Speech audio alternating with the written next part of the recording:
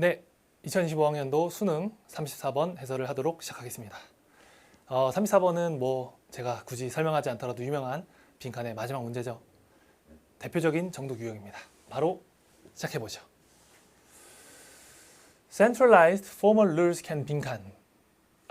우선 centralized와 formal이 병렬이 되어 있네요. 그러면 여러분 여기서 저 centralized가 무슨 뜻일까요?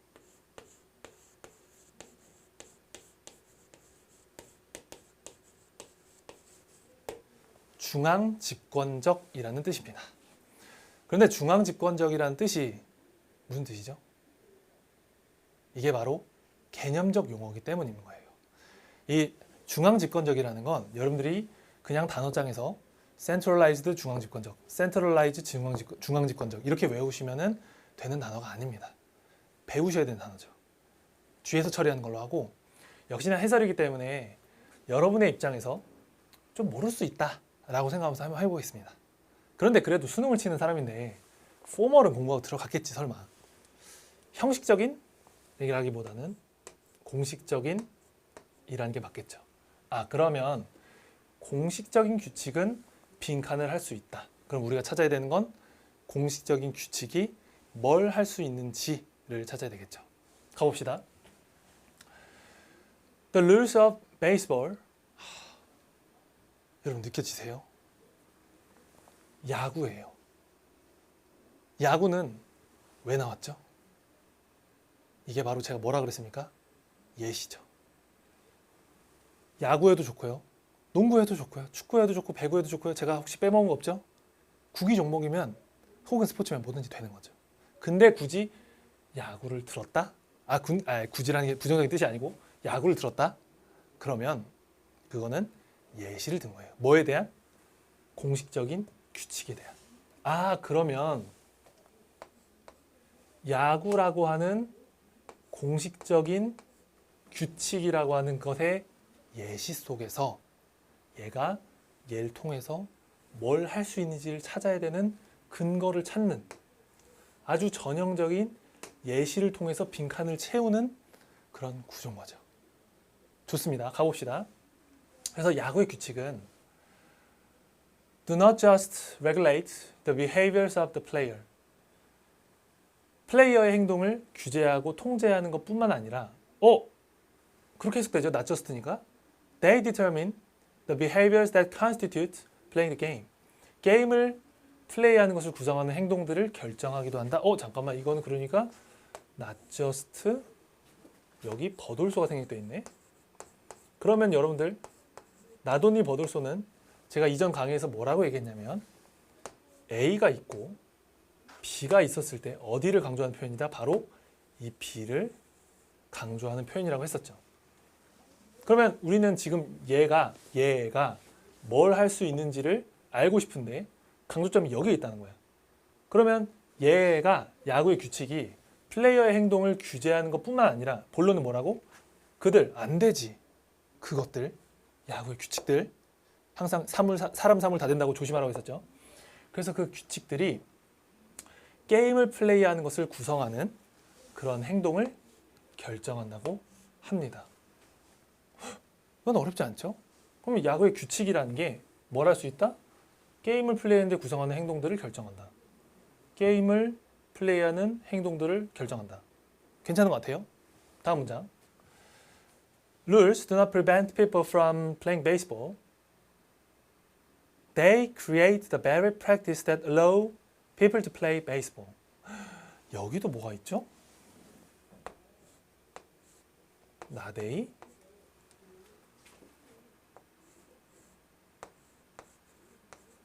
이게 여러분 작아서 보일지 모르겠네. 벗이에요. 나데이 버피가 여기도 있죠. 근데 여러분 이게 우연이라고 생각하시면 안 돼요. 반복하는 구조는 의도가 있는 겁니다. 그래서 지금 B에 자꾸 강조점을 두는 식으로 화법 전개를 하고 있는 거죠. 그래서 이 공식적인 규칙이라는 건 뭐 하지 않는다? 사람들로 하여금 이거 수거다. 사람들이 야구를 플레이하는 것을 못하게 한다의 개념이죠. 그러면 못하게 한다 안 한다? 못하게 하지 않는다. 즉 하게 한다는 거지. 규칙이라는 건 야구를 플레이할 수 있게 한다는 거예요. 못하게 하는 게 아니야. 그러면 그 못하게 하는 게 아니면 그 규칙은 뭘 하냐면 create, 만든대잖아요. 강조점이랬잖아. 뭘 만드냐면 the very practice, 매우라고 하면 안 됩니다. 바로 그 실천, 이행, 관습, 어떤 실천 사항들, 그런 것들을 만들어낸대요. 그것은 사람들로 하여금 야구를 할 수 있게끔 하는 어떤 관습 실천거리들을 만들어낸다고 합니다. 근데 여러분 여기까지 읽었을 때 좀 특이한 거 안 보이세요? 야구를 플레이한다? 야구를 플레이한다? 게임을 한다. 표현이 반복되는 게 느껴지시죠? 그럼 우리가 찾고 싶은 건 공식적인 규칙이 뭘 할 수 있는지를 찾고 싶은 건데 뭘 할 수 있게 한다는 거야? 게임을 할 수 있게 한다는 소리잖아요. 그런 관습이나 행동들을 결정하고 만든다는 거잖아. 어렵지 않지 않아요? 그렇죠? 넘어가 볼게요. A score of music. 지금까지 우리 무슨 얘기를 했죠? 야구 얘기를 했습니다. 근데 지금 무슨 얘기가 나왔어요? 음악 얘기가 나왔죠. 이게 뭐라고요? 예시라고요. 음악이어도 좋고 영화에도 좋고요. 연기여도 좋고 드라마들도 좋고 우리 요즘에 K 컨텐츠 다 좋잖아요. 근데 그 많은 예술 분야 중에서 왜 음악이냐고? 예시니까. 그러면 뭐가 1번 예시? 이렇게 되는 거죠. 그러면 공시적 규칙에 대한 첫 번째 예시, 두 번째 예시가 되는 거지. 그렇지.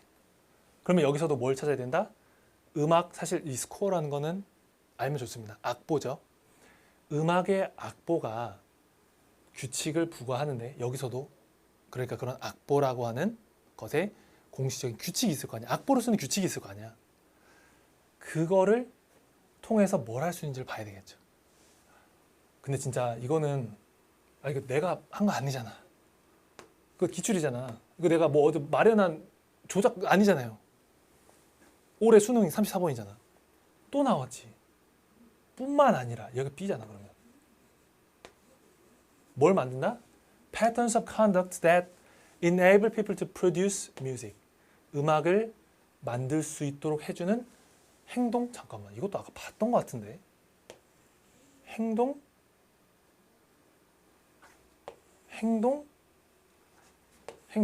너무 반복되죠?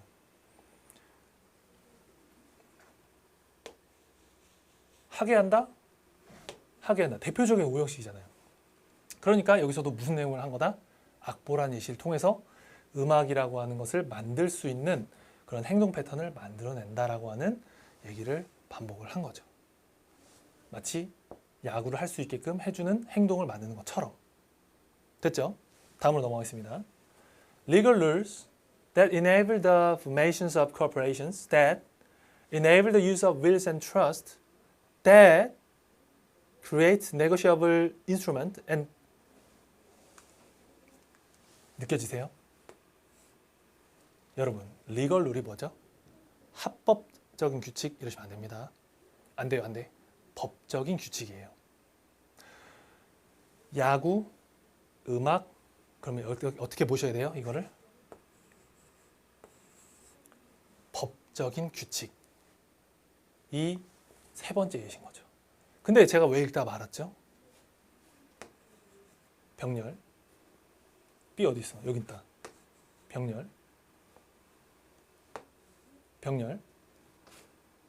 병렬이죠. 근데 여러분들 우리 습관적으로 병렬은 읽고 싶어요? 안 읽고 싶어요? 보통 안 읽는 구조죠. 그게 맞죠? 근데 지금 거기다가 1, 2, 3에 대한 예시 나열에다가 거기 세 번째에다가 또 병렬이 들어가 있는 거야. 그러면 이거는 여러분들 읽을 필요 혹은 읽으면 돼요? 안 돼요? 안 되는 거죠. 이거는 저를 믿으세요. 이건 기술입니다. 여기는 읽으시면 안 돼요.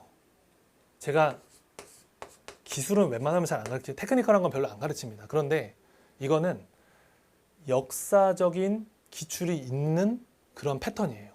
즉 어느 정도 정답이 나오는 힌트들을 준 다음에 뒤에 이런 식으로 아예 상관없는 얘기를 하거나 또 다른 그냥 예시를 붙인다거나 해서 읽으면 오히려 뭐 정답을 맞출 수 있겠지만 시간 낭비를 유도하는 유형이에요. 알겠죠? 이거는 공부를 하셔야 되는 패턴입니다. 저를 믿으세요. 이거는 읽으시면 안 됩니다. 됐죠? 자, 그럼 정답을 찍으러 가보도록 하겠습니다.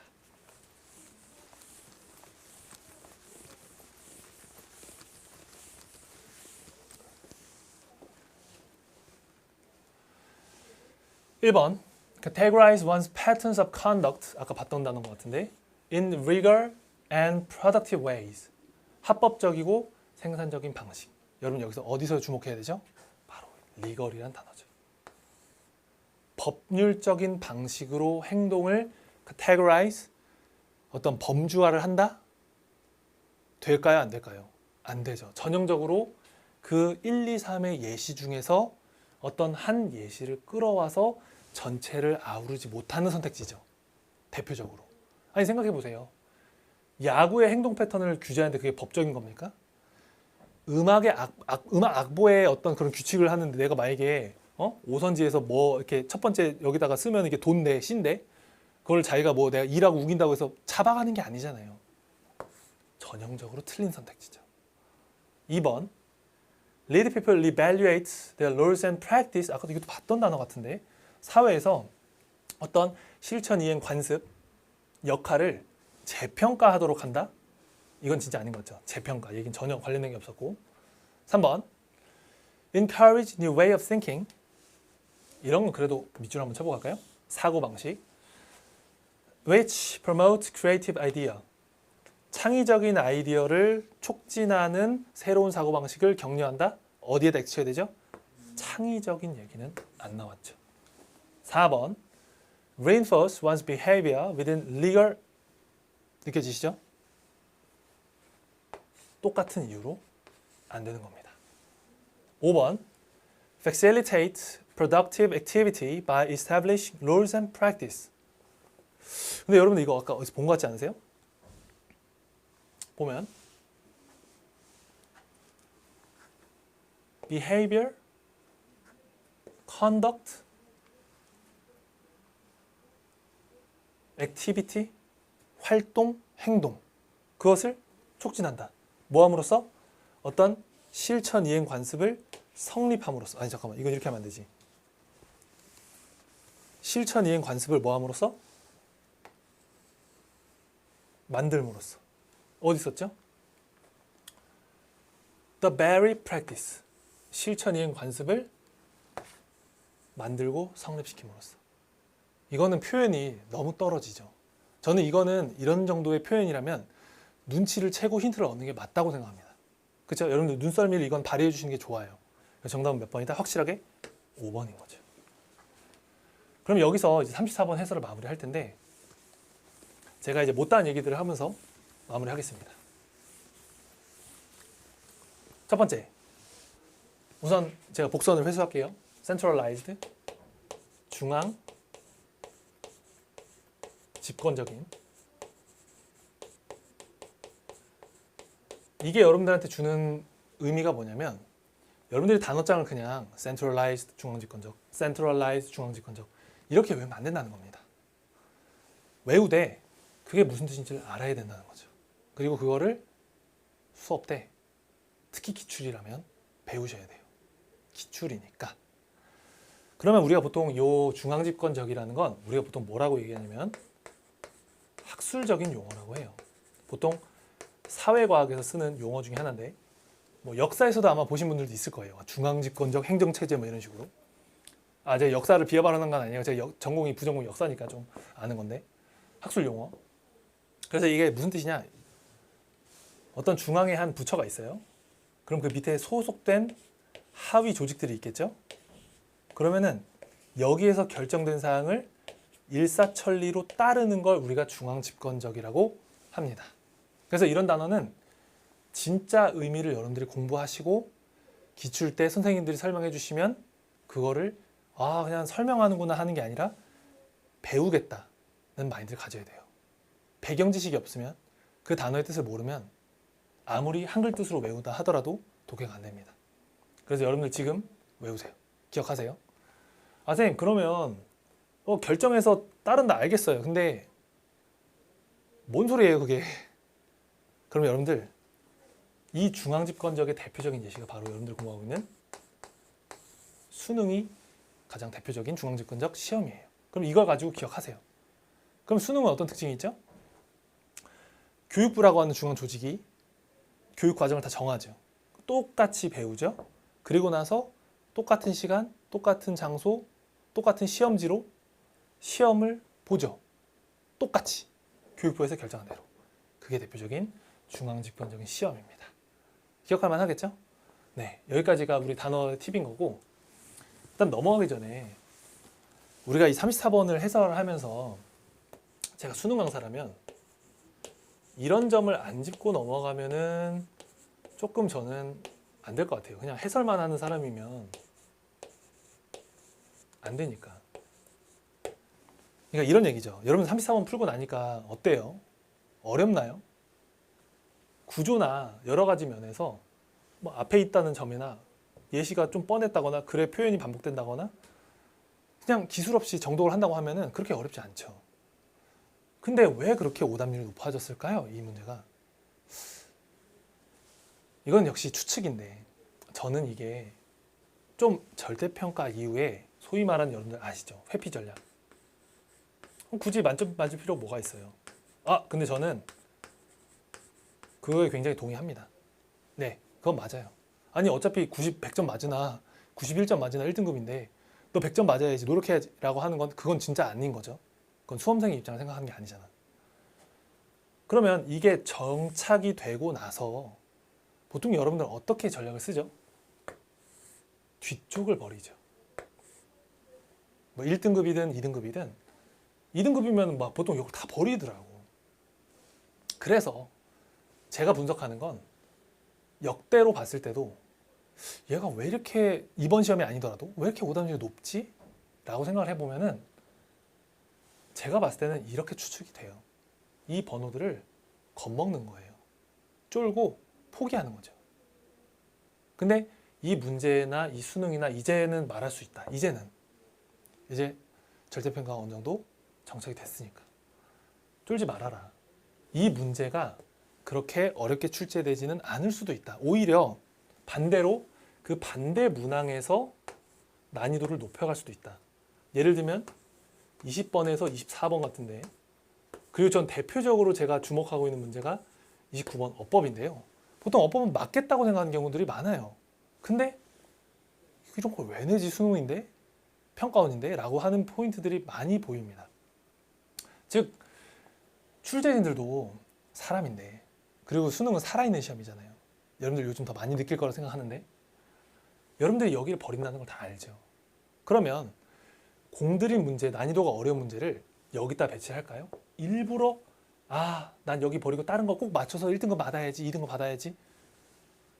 그러면 출제진 입장에서 내가 여기에다가 그 어려운 걸 배치하면 너네들 이거 틀리면 이거 버리면 어떻게 1등급 맞출 건데 2등급을 맞출 건데가 저는 있다고 봅니다.